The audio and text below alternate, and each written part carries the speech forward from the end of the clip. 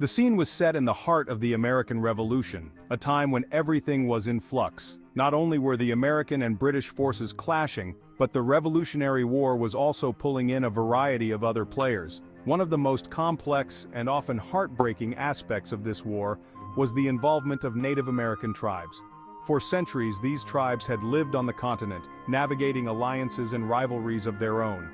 Now, they were drawn into a conflict not of their making, and the Iroquois Confederacy found itself at a crossroads that would test its unity and challenge its very existence. Let's drop into the action and see how it all went down. Picture this. It's 1777 and America is ablaze with the fires of rebellion. The British and the Americans are desperately seeking support, and that includes trying to win over the Native American tribes. The stakes are high because Native American alliances could bring in fierce warriors, knowledge of the land, and a potential advantage in this brutal conflict. The Iroquois Confederacy, a powerful alliance of 6 tribes that included the Mohawk, Oneida, Onondaga, Cayuga, Seneca, and Tuscarora, was caught in the middle of this war. The Confederacy had long prided itself on unity, operating under a sophisticated system of governance. But now, old bonds were being tested and loyalties were splintering as the Revolutionary War crept closer to their homelands. On one side, there was the allure of British promises. Many British commanders assured the tribes that victory would mean preserving their lands and autonomy. And to tribes like the Mohawk, who had historic ties to the crown, that sounded like a pretty good deal. They'd seen the growing wave of colonial settlers and figured that if the Americans won, they'd be on the losing end of a land grab.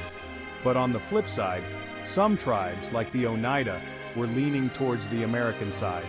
Many Oneida felt a kinship with the colonial fight for independence. They understood the desire to break free from a distant ruler. Plus, missionaries had established ties with the Oneida, fostering a relationship that made them more inclined to sympathize with the Americans. So there it was, the Iroquois Confederacy, a powerhouse in pre-colonial America, was teetering on the brink of division. The stakes were high and the stage was set for internal conflict. The British were savvy. They knew that Native American warriors were skilled fighters and that they could give the British Army an edge, especially in the rugged, unfamiliar terrain of North America.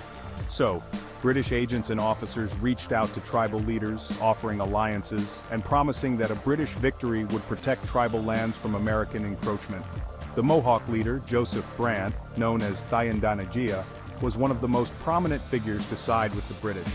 A charismatic leader, Brant was well educated and even traveled to England, where he met King George III himself. To the Mohawk and many other Iroquois, Brant was a voice of reason, and his advocacy for the British cause held weight. He argued that the British were more likely to uphold native land rights, as opposed to the colonists who had been steadily expanding westward, encroaching on native territory. Brant's influence rallied many warriors to the British side. Alongside him, several Iroquois warriors began to engage in skirmishes against American forces, believing they were safeguarding their future by backing the British. Meanwhile, the American colonists were also reaching out, emphasizing ideals of freedom and brotherhood. They tried to sell their cause as a mutual struggle for liberation, framing the British as a common enemy who sought to dominate everyone. And in many cases, this pitch worked. The Americans weren't just appealing to native leaders, they were also forming bonds through Christian missionaries and traders who had already established rapport within the tribes. The Oneida, in particular, found the American argument compelling. They had experienced years of interaction with colonists and missionaries who had fostered relationships with them. As a result, the Oneida came to see themselves as allies in the American cause, believing that their future might lie alongside the colonists rather than the British. In one memorable episode, the Oneida fought alongside the Americans at the Battle of Oriskany, one of the bloodiest battles of the Revolutionary War. This wasn't just a symbolic gesture, it was a full commitment. And sadly, it also meant the Oneida were fighting against their Mohawk brothers. The battlefield wasn't just American versus British, it was brother versus brother, friend versus friend. The Confederacy's unity was cracking, and the repercussions of this division would echo through generations. As the Revolutionary War dragged on, the consequences of this division within the Iroquois Confederacy became painfully clear.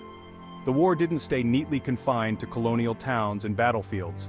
It spilled into Iroquois territories, turning villages and fields into battlegrounds. Crops were destroyed, homes were burned, and civilians were caught in the crossfire.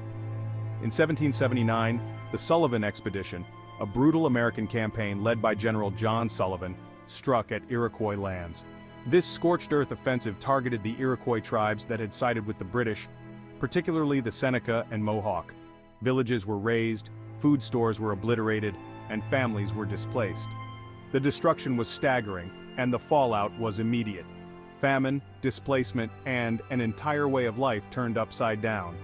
The Oneida, who had sided with the Americans, weren't exempt from the war's toll either. Despite their alliance with the American cause, they saw their lands ravaged and their people displaced.